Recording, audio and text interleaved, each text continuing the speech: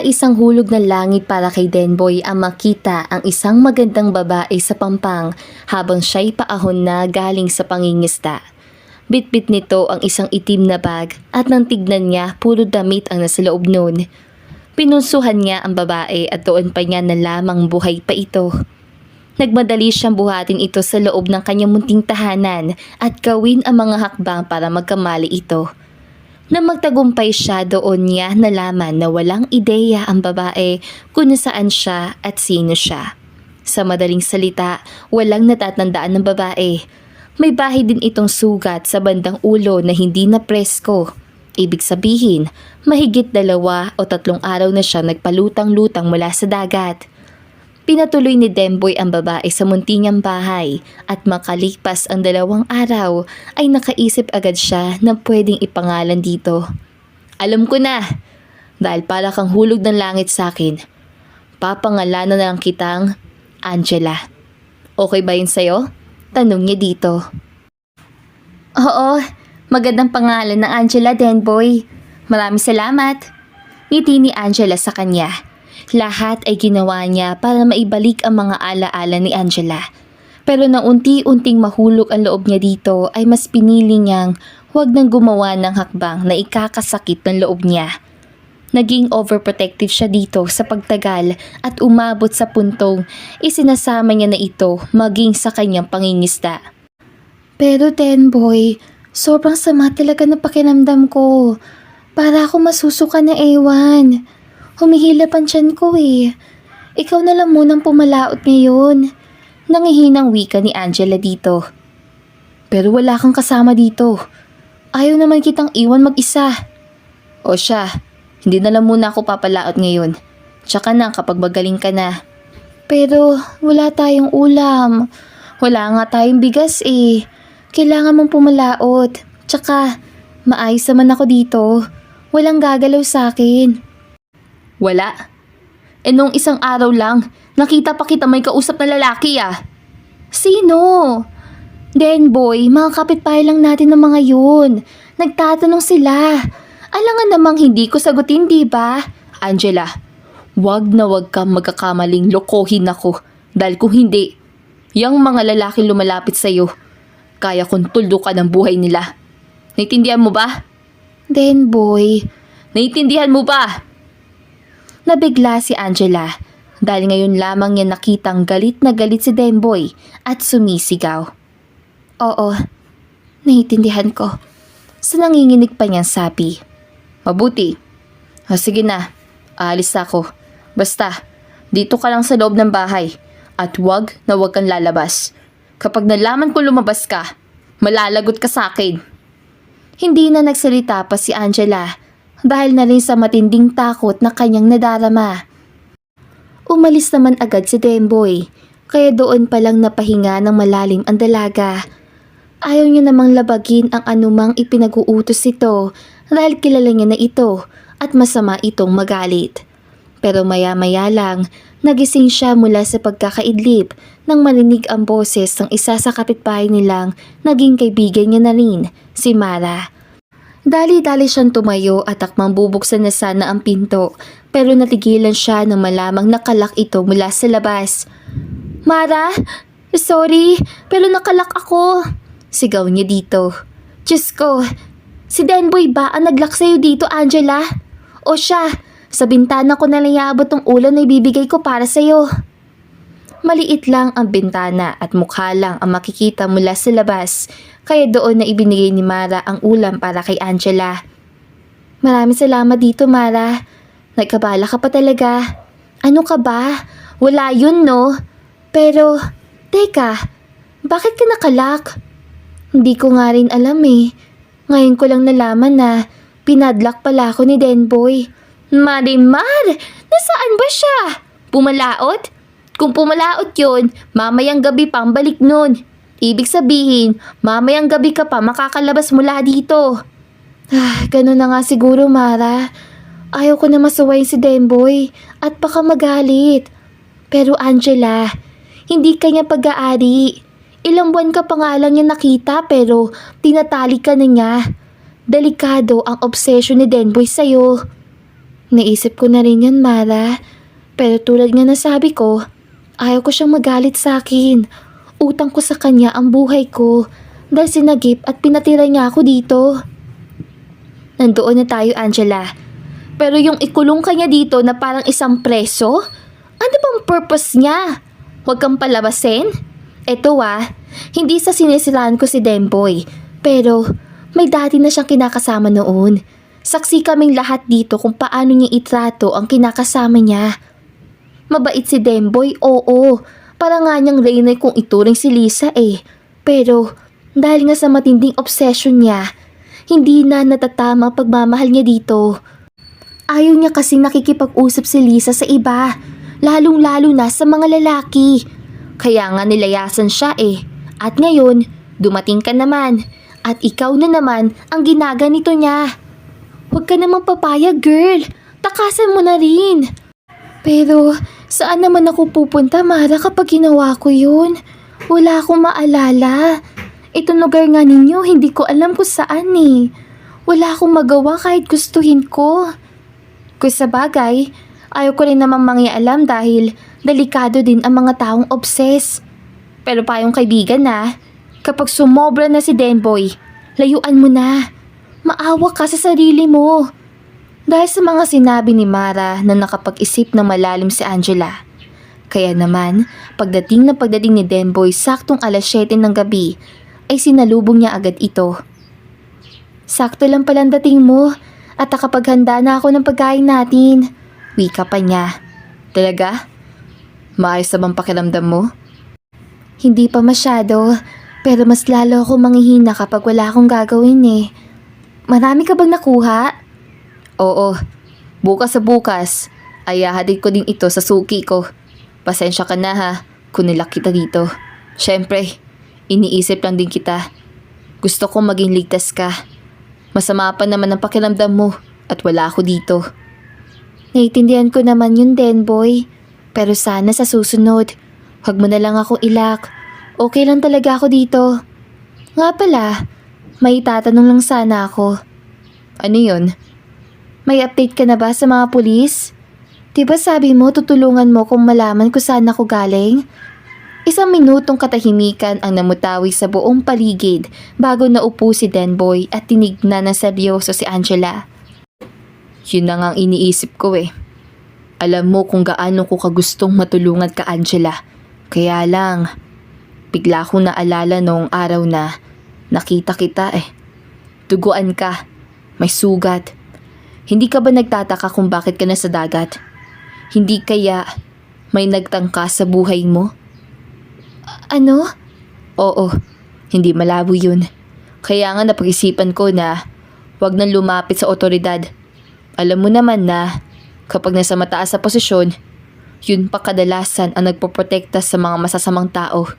Kaya, hintayin na lang nating manumbalik ang mga alaala mo. Huwag mong persahin ang sarili mo, Angela. Nandito lang ako para sa'yo.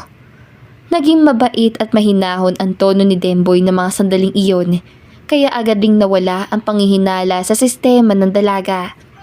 Isinantabi niya ang kagustuhang makaalis sa lugar na iyon dahil mas pinili niya sundin si Denboy. Ngunit sa pagtagal pa ng pagsasama nila ay ang paggrabe ng pag-uugali ng binata. Mangyari kasi na kahit makaapak man lang sa labas si Angela ay sinasaktan niya na. Hindi na rin malaman na dalaga kung nakakailang pasa na ba siya sa katawan. Basta ang alam niya, hindi niya nagusto ang nangyari sa kanyang buhay. Pero sa huli, hindi pa rin niya magawang makatakas sa poder ni Demboy. Hanggang 2 taon ang nakalipas ay ganoon pa rin ang nangyayari. Bukod doon, wala pa ring maalala si Angela. Kaya hindi niya na matimbang kung ano ang dapat na gagawin.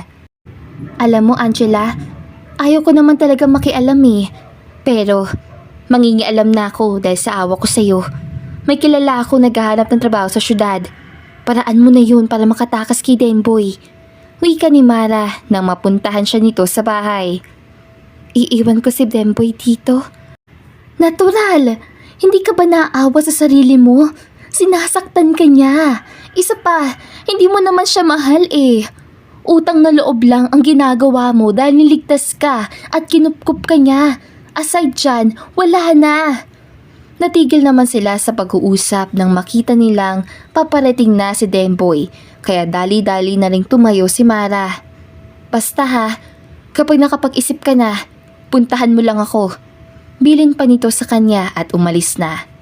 Samantalang si Denboy ay titig na titig naman kay Mara bago pumasok sa loob ng bahay. Anong ginagawa nun dito? Tanong agad nito sa kanya. Wala, kinukumusta lang ako ni Mara. Okay ka lang ba? Napansin kasi ni Angela na matamlay si Demboy at medyo namamaos na rin dahil sa ubo nitong ilang araw na rin. Wala, masama lang pakiramdam ko. Masahihin mo na lang ako ngayon para makapag-relax ako. Iyon naman ang ginawa ni Angela. Naging sunod-sunuran siya dito ng ilang taon at hindi niya alam kung kailan yun matatapos. Hanggang sa ilang araw na ring nakahiga si Denboy dahil palala na ng palala ang sakit nito. Minsan pa kapag umuubo siya, may dugo na, kaya doon na naalarma si Angela. Lalo pa at walang-wala talaga sila at ang inaasalang nilang parehas ay ang pagpapalaot ng binata. Kaya naman agad sumagi sa isipan ng dalaga ang inalok sa kanya ni Mara. Kaya sinabi niya na rin ito kay Denboy. Ano? Magtatrabaho ka? Malayo-layo yan ah. Ano? Iiwanan mo ko dito? Denboy, hindi kita iiwanan. Magtatrabaho lang ako para may maibili na tayong gamot para sa'yo. Hindi. Walang aalis sa bahay na to. Lalong-lalo ka na, Angela. Pagmamatigas pa nito. Pero sa huli ay wala na ring nagawa pa si Denboy nang pilitin pa siya ng dalaga at sabihin kapag hindi siya makakapagpagamot ay baka siya ang mawala. Kaya kahit labag sa kanyang loob ay pumayag na rin siya. Pinuntahan naman agad ni Angela si Mara para ipaalam ang naging desisyon niya. Bongga ka dyan! Sa wakas, ginamit mo na rin ang utak mo. So ano, dadalhin mo na ba ang mga damit mo o iiwan mo na lang? Mara, kasi ano? Hoy, huwag mong sabihin na nagdadalawang isip ka pa. Kasi may sakit si Demboy. Hirap nga siyang makatayo Hindi niya kayang alagaan ang sarili niya. Kawawa naman. Diyos mio, Angela. So, magtatrabaho ka talaga para sa kanya? At babalikan mo siya? Hoy, gumising ka nga. Tsansa mo na to para makatakas sa poder niya. Huwag mo na siyang balikan. Gabi ka naman tumana ng utang na loob, girl. Push na push. Solid na solid. Baka mamaya niyan. Mahal mo na ang mokong na yun Hindi ko siya mahal. Yun naman pala Alam mo, hindi na uso yung konsensya fever na yan ngayon. Tumakas ka na. Tsaka na siguro mana kapag magaling na si Denboy. Siyempre, ayaw ko naman siyang iwanan na may sakit. Ikaw ang bahala. Napahinga na lamang na sobrang lalim si Angela dahil alam niyang galit na si Mara. Pero dahil malaki pa rin ang utang na loob niya kay Denboy, kaya ginagawa niya ito para mabayaran yon. Ibinigay lang ni Mara ang address na naghahanap ng kasambahay kay Angela at ang pamasahe nito. Bago yon ay formal muna nagpaalam ang dalaga sa nakahigang si Denboy. Basta babalik ka dito tuwing Sabado. At kapag magaling na ako, wag ka na magtatrabaho. Naiintindihan mo ba ako, Angela? Oo, Denboy. Pagtango niya na lamang dito. Nakaalis na siya at pumiyahe na. Medyo malayo-layo ang address na yun at halos 3 oras din ang babiyahihin niya para makarating. Hindi nga niya namalaya na nakatulog na siya sa biyahe at nagising na lang nang makarating na sila sa terminal. Sumakay siya ulit ng tricycle papunta sa address na nakasaad sa papel na hawak-hawak niya. Pero dahil subdivision yun, ay kailangan niyang maglakad papasok sa loob at hanapin ang bahay na may itim na gate. Base na rin sa sinabi ng gwardiya na pagtanungan niya. Itim na gate? Mataas na. Eto na yata yun. Wika pa niya at nag-doorbell na. Maya-maya lang ay bumukas ang gate at isang matandang kasambahay ang naroon. Anong atin, iha? Tanong nito agad sa kanya. Magandang araw po. Ako po si Angela. Sabi po kasi ng kaibigan ko, naghahanap po kayo ng katulong. Oo, pumasok ka.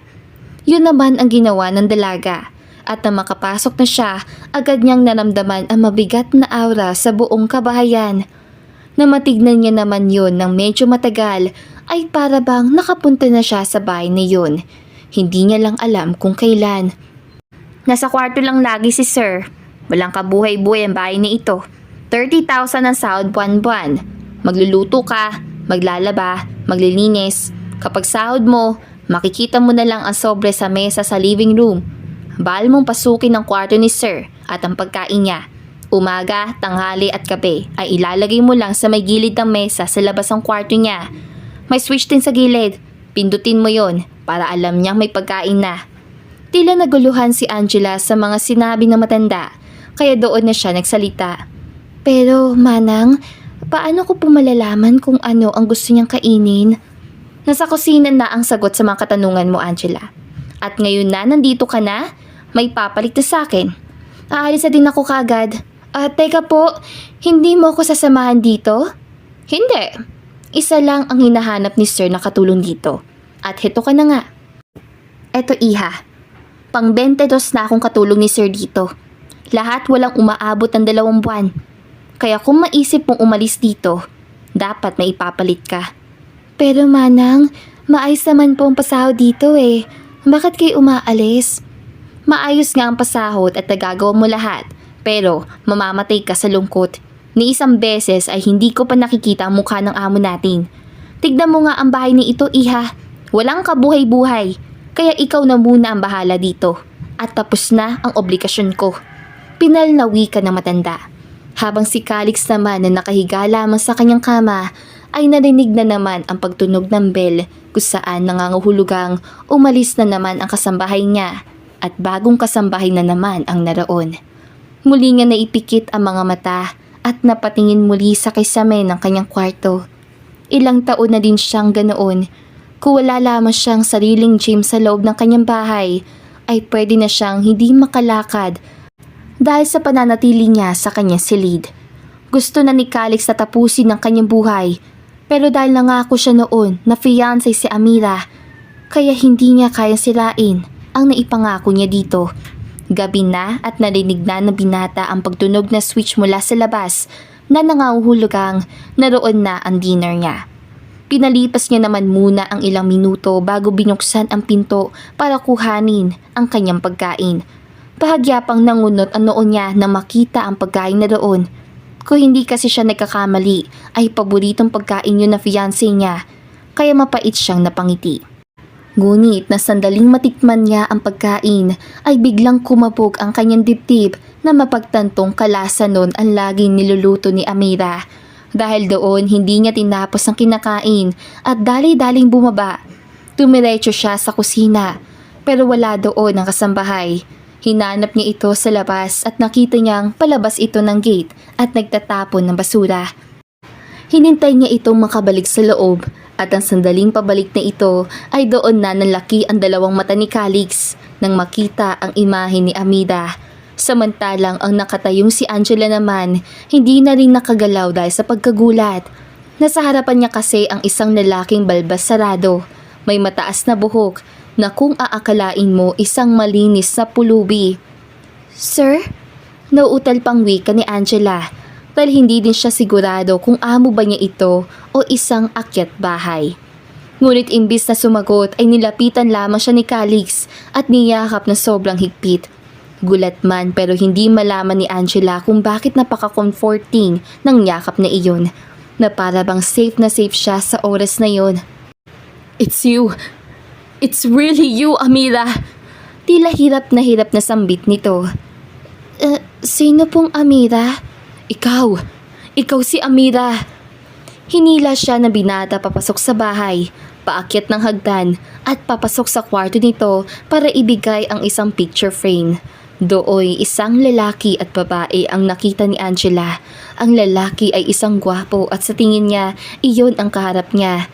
Wala lang itong balbas. Marahil matagal na ang larawang iyon. Ang babae naman siya. Siya. Paano? Hindi na ako magtataka kung nawala ang memorya mo. Dahil nagkaroon tayo na aksidente. Hindi rin ako pwede magkamali dahil alam kong ang Amira na kilala ko ay may peklat sa braso. Doon na mas lalong nagtaka si Angela kung bakit alam nito na may peklat siya sa braso. Paano mo nalaman yan? Dahil ikaw nga si Amira. Luto mo pa lang. Kilalang kilala ko na. Yung niluto mo ngayon, that's your favorite. Kung hindi ka si Amira, paano mo naluto yun? Hindi ko alam. Basta bigla na lang gumalaw ang mga kamay ko na para bang alam na alam ko ang pagluluto noon. Kaya nga, kasi ikaw si Amira. Ilang taon din ako nang hulilas sa'yo.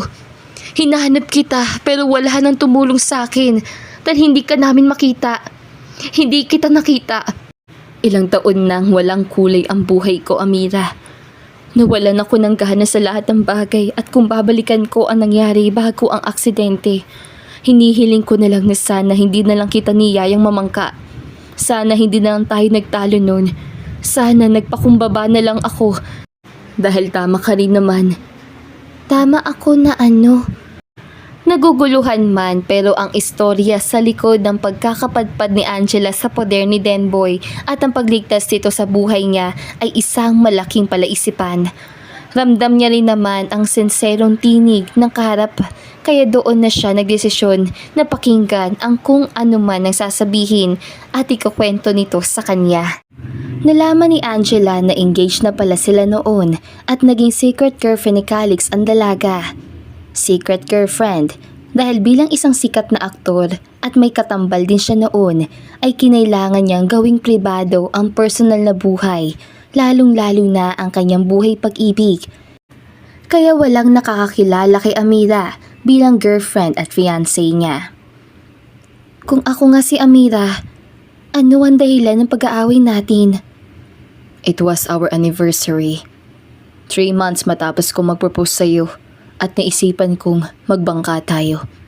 Pero sa kalagitnaan ng masayang selebrasyon natin sa gitna ng dagat, ay nasabi ko sa'yo na may bagong offer ang management sa akin na bagong project and it was a daring one. Gusto kong tanggapin ang project pero ayaw mo. I mean, naiintindihan ko ang punto mo. Pero nangako naman na ako sa'yo, diba? Na afternoon, mag-quit na ako para mag-settle down na sa'yo. Pero nagalit ka, tumayo, pinakalma kita, pero ayaw mong kumalma. Nagpagewang-gewang ang bangka to the point na parehas tayo na out of balance at nahulog sa tubig. Hindi ako marunong lumangoy at ikaw din, kaya maski ako, hindi na alam ang mga sumunod na nangyari. Ang alam ko lang, nasagip ako at sa ospital. Habang ikaw, missing. Hinanap kita, pinahanap pero hindi ka namin makita. And since that day, nawalan na ako ng gana sa lahat ng bagay. Auto-recheck lahat ng projects at muntik ko pang bawian ng buhay ang sarili ko. Buti na lang at naalala ko na nangako pala ako sa iyo dati. Kaya buhay pa rin ako ngayon. Buhay ako, pero parang patay sa totoo lang. Look at me now.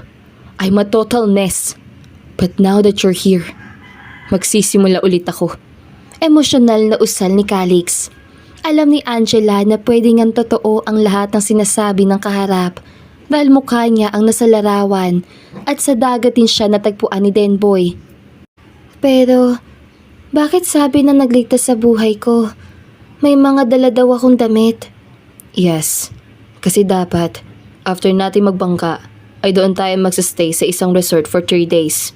Suot-suot mo ang bag mo that time. Ang akin naman, hindi na nahagilap. Amira, hayaan mong tulungan kitang manumbalik ang mga alaala mo.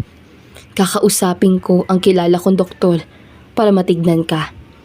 Akmang hawakan na ni Calix ang kamay ng dalaga na mag-iwas ito. What's wrong? Sorry pero kahit kilala kita noon, our fiancé pa, hindi pa rin kita nakikilala ngayon. Naiilang pa rin ako kaya, please, huwag mo muna akong hawakan. I respect that, Amira. Pero hayaan mong tulungan kita. Please? Natahimik siya. Sa isip niya, may magagawa pa ba siya? Bakit pa siya lalayo kung nandito na siya at kaharap niya na ang katotohanan? Sa huli, tumango pa rin siya at pumayag. Nirespeto naman ni Calix ang desisyon niya na wag na muna maglalapit sa kanya o hawakan siya. Napag-usapan din nila na pagsisabihan pa rin niya ito at sasahod pa rin siya ng patas kapalit ng pagsiservisyo niya. Bakit pa? You're my fiancé. Ang pera ko ay pera mo. Hindi mo kailangan labhan ang mga damit ko, Amira. Doon na ikinuwento ng dalaga ang tungkol kay Denboy na kasalukuyang may sakit kaya nakaramdam ng selos si Calix. Ipapagamot natin siya if you want. Huwag ka na lang bumalik doon. Please, lalaki pa rin siya. At ilang taon mo rin siyang nakasama. Calix, kung iniisip mo kung may nangyari ba sa amin, wala. Hindi ko rin mahal si Denboy. Tumatanong lang ako ng utang na loob dahil ligtas niya ako at pinatuloy sa bahay niya.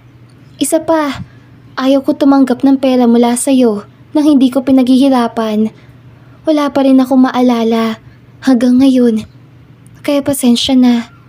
I understand, Amira. Nagpatingin na sila sa doktor at may mga session silang ginagawa para unti-unti ay manumbalik ang mga nawalang alaala ng dalaga.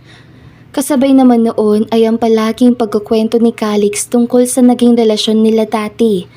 At minsan pa, may mga video silang magkasama na lagi niyang ipinapakita dito. Sobrang saya mo dyan, Amira. And if I'm not mistaken, yan yung araw na masaya ka kasi unang sahod mo sa trabaho at nilibre mo ko. Nakangiting wika ni Calix dito. Calix, may pamilya ba ako naiwan? Nope. Sa bahay ampunan ka na lumaki. Yan ang kwento pa sa akin. Why did you ask? Wala lang. Curious lang ako. Masaya ba tayo noon? I mean, lagi.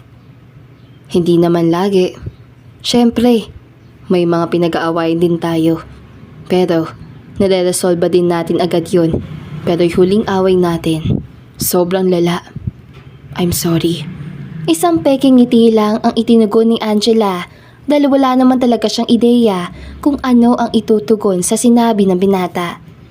Gusto niya itong yakapin, halikan at lampingin, pero paano niya naman gagawin yun kung kahit isang memorya ay wala siyang naalala at para pa ring isang estranghero para sa kanya si Calix.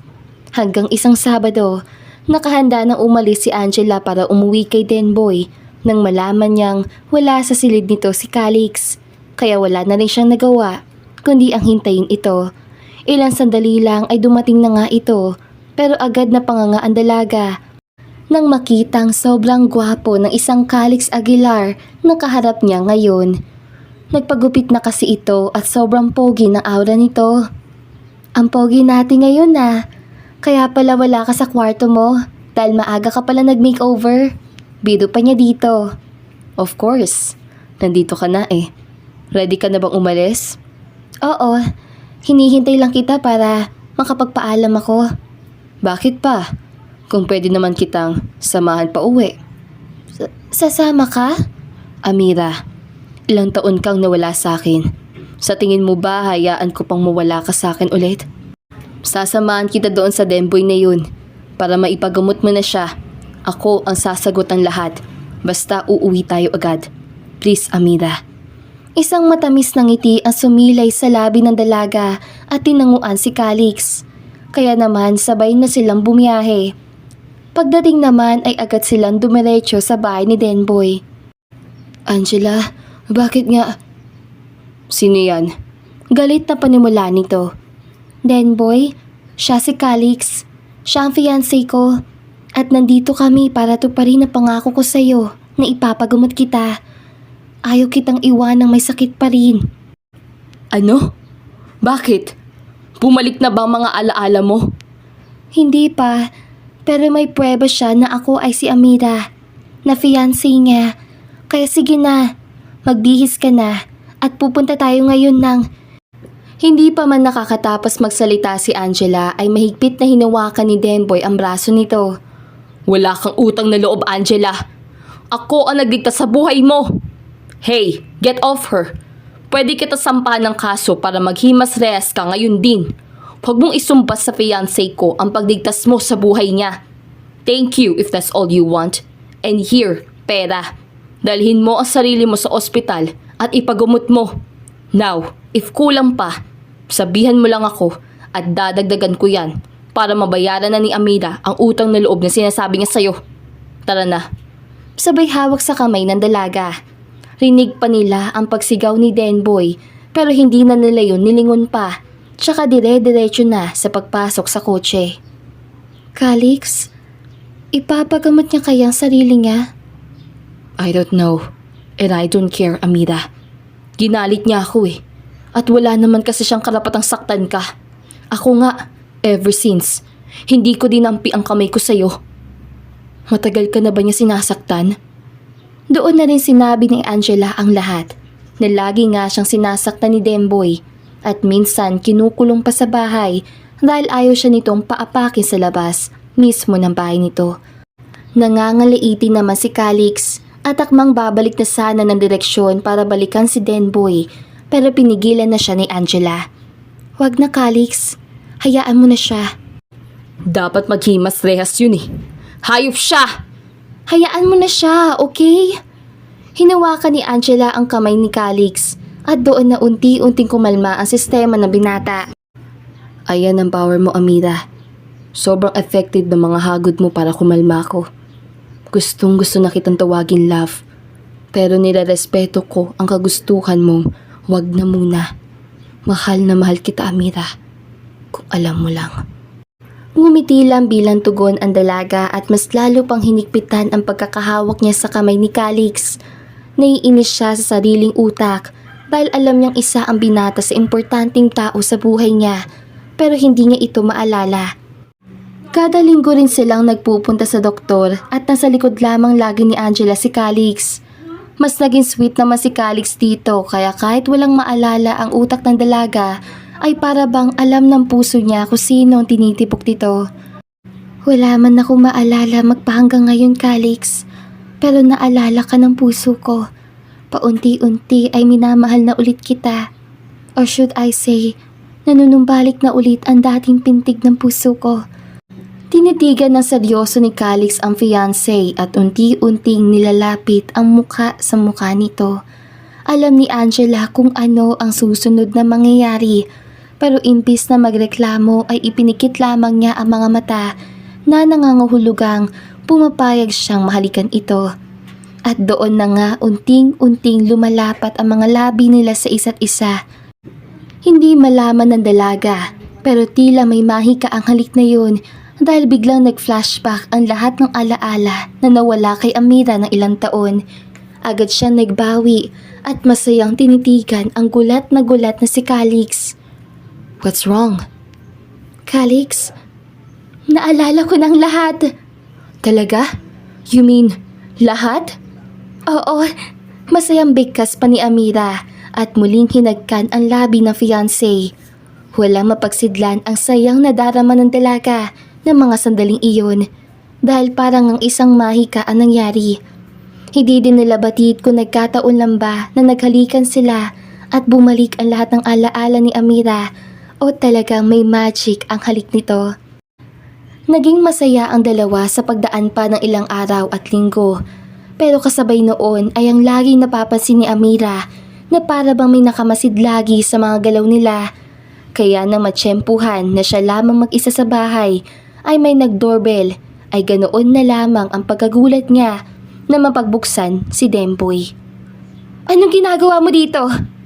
Sa tingin mo ganun-ganun na lang yun? Hahayaan na lang kitang makaalis ha? Angela? Hindi ako si Angela. Ako si Amira. Pwede ba? Sasama ka ulit sa akin. Hindi na ako papayag na lagi na lang ako nilalayasan ng mga kinakasama ko. Hindi mo kinakasama, Denboy. Hindi kita mahal at wala akong gusto sa'yo. Hinigpitan nito ang pagkakahawak sa braso ni Amira at sakto namang dumating si Calix kaya agad nakatikim nang nagbabagang kamao ang binata. You're obsessed, man. Nag-effort ka pa talagang alamin kung saan kami nakatira, ha? You need help. Love, call the cops now. Hindi pinayagang makaalis ni Calix si Denboy at kahit anong pagpupumiglas nito ay wala itong panama sa lakas ni Calix. Nang makarating naman ang mga pulis ay dinampot na nito ang binata at sumunod na dito sina Calix at Amira. Sinampahan nila agad ng kaso si Demboy at para mas maging solid ang pagsasampa nila, kaya kinontak ni Amira si Mara para maging witness. Kaya naipakulungan nila ito ng tuluyan. Simula din noon, ipinangako ni Calix na mas poprotektahan niya pa si Amira. Paunti-unti ay pinaghahandaan at pinagpaplanuhan na rin nila ang kanilang kasal na gaganapin na sa susunod na buwan. Ilang taon din silang nawalay sa isa't isa, kaya deserve lamang nilang makapag-settle down at makabuo ng sarili nilang pamilya, yung masaya at walang masyadong negatibong enerhiya. At dito na nga po nagtatapos ang magandang kwentong ito. Hanggang sa muli, paalam!